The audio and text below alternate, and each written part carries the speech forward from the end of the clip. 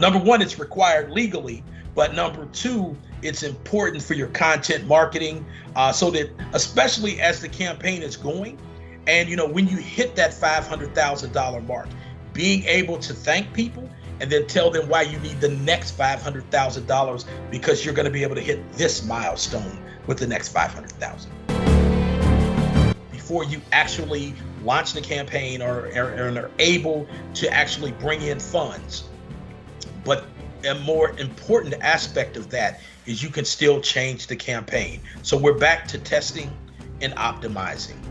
And you write your copy, you structure your copy based on who it is that you're talking to. If you're talking to people who are hardcore, professional investors, the only story they want to tell is how much profit they're going to make. That's it. They don't care how you make the profit. They just want that. When you're crafting that narrative and that copy, it is important that you be as accurate as you possibly can be with who it is you're talking to. Right? Because nobody wants to hear about what you're going to do. What they want to hear about is how you're going to do that with their help, especially in the crowdfunding space, right? Because again, crowdfunding is about community. Of course, you want the funds, but I like to call this the ROC, the ROC, the return on community. And that return on community is just as important as the capital that you're able to raise. Thank you for checking out this video. Are you getting enough value from it? You see, this video was created for the purpose of adding value to you. So if this video make any sense to you, let me know in the comment section below. I'm interested in understanding what you take away from this video and if it makes sense to you, so we can provide more. Now let's return to the video. Money you raise. That's important. That's very, very important. Because we're talking about money, the money raised, no? But we need to know Yes. how it's going to be spent. Because if you're going to raise, $50,000 and you're going to keep 50% of that in the platform, then you're going to have to think properly. As a case, maybe you're going to raise 40 and you're going to be keeping 90% of that. So yeah, that is very important. Yeah. Can I say something else here Yes, real quickly? Because you brought up a point that is very important. When you shape that narrative and form that narrative, a lot of what's going to inform that narrative is going to be your budget, your use of funds, how you're going to use those funds, right? And when you talk to people about the funds, so it's one thing to say, I need $10 million. It's a whole nother thing to say, of that $10 million, I need $500,000 to do this. I need another $500,000 to do that. I need $3 million to do this. So it's very important that you have a very detailed use of funds, and that from that use of funds, you're able to bring a lot of your narrative forward. That's really important because people want to know what it is you're going to do with their money. Because if you think of it from the other perspective, I'm asking someone to give me their money, and then I'm going to just tell them, trust me. Just trust me, right? No, they want to know what it is that you're going to do. So that definitely needs to be a part of the narrative, is how you're going to use the funds and the use of funds. Number one, it's required legally, but number two, it's important for your content marketing, so that especially as the campaign is going, and when you hit that $500,000 mark, being able to thank people and then tell them why you need the next $500,000 because you're going to be able to hit this milestone with the next $500,000. Absolutely. That is fundamental. Very, very important. Now, talking about these, laying out the plan of what you want to do, explaining to the people, I'm sort of almost reading it in my head, which is the copy. How do you write the copy of the crowdfunding? Of course, that is where you're going to be telling the story then, because you are telling something to the people. Of course, not everybody is going to be hearing you talking all the time. They're going to read your page. So they're going to read your copy where you basically explain to them, this is what I'm going to do. This is point A, point B, then from point B to point C. Tell me about the strategy to write a good copy for crowdfunding. Of course, if that is part of what you do. That is an excellent question. That is an excellent question. So again, I'm going to give a little context here. And that I talked about the pre-launch or testing the waters phase before you actually launch the campaign or are able to actually bring in funds. But a more important aspect of that is you can still change the campaign. So we're back to testing and optimizing. And you write your copy, you structure your copy based on who it is that you're talking to.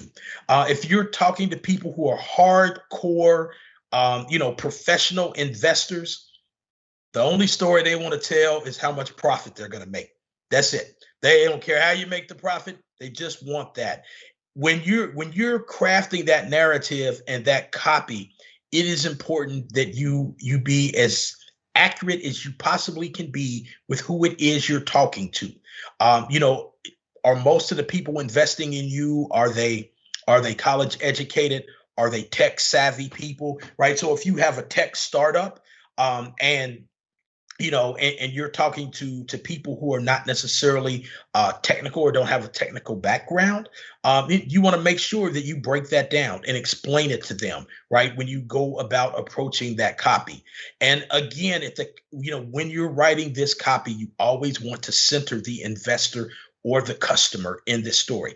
It is very important that you allow people in the copy to see themselves playing a role in that, right? Whether it's just the investor, whether it's the person who's carrying the message as a brand ambassador, whether they're an investor and a customer, it is really important. And I cannot stress this enough, that you actually put that person at the center, right? Because nobody wants to hear about what you're going to do. What they want to hear about is how you're going to do that with their help, especially in the crowdfunding space, right? Because again, crowdfunding is about community.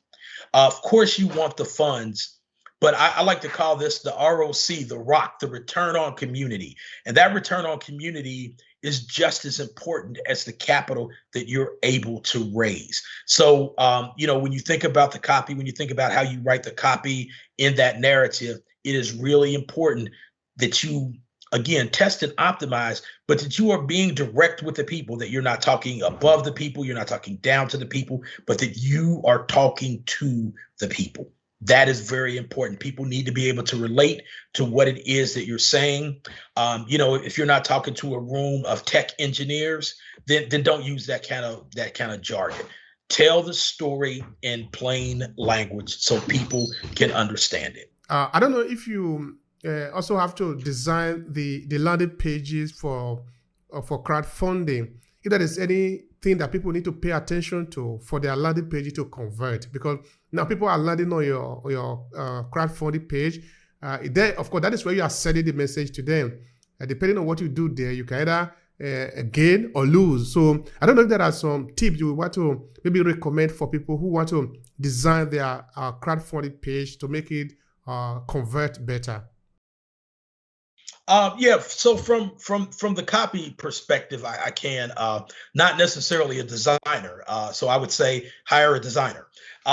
But from the copy, you want the page to have an enticing headline, something that's going to grab the attention of people, and then you want to have a couple of bullet points, and you want those bullet points to be what's going to resonate with that particular audience, right? If it's people who are interested in the financial return, then you want to talk about the industry, the market size, and a potential financial return. If it's people who are interested in sustainability, job creation, you want to make sure that those headlines, so you want a title that grabs people's attention, and then the next couple of points, you want to really make sure that they are going to be things that are going to be of interest to the people landing on your page. That's really, really important. And the other thing that I'll say is that if you can, always put a video on there, right? With video, it engages, every sense that you have, right? So you could be saying something and I could not be paying attention to it at all. But if you see my face, you see my facial expressions, right? You're able to gauge. Hi, and thank you for checking out this short clip from Obehi Podcast. I'm Obehi Ewanfo, the host of the Obehi Podcast. This short clip was created from a full episode where we dive deep into this conversation. To see the entire video, all you need to do is to click on the link in the description of this video Now, while you are there, I want to share something with you quickly. Are you a purpose-driven entrepreneur? Do you want to cut across the noise and attract the right audience, leveraging the power of storytelling?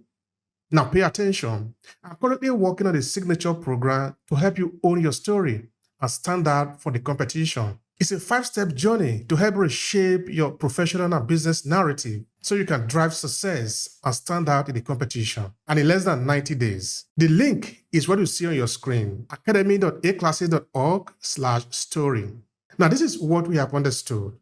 Storytelling is the most powerful instrument that is known to man. And this is what this could mean to you. You could either choose to own your story and leverage it to amplify your message and whatever you represent in this world, or some other person could own that story. The choice is yours. So why not take advantage of your story and use it wherever you are, whether you are in business environment or you are a professional individual who want to be able to build your influence and leave a legacy behind because you represent something. You are owning your story. You are somebody whose story is important. So the choice again is yours. Now let's get started with this short clip.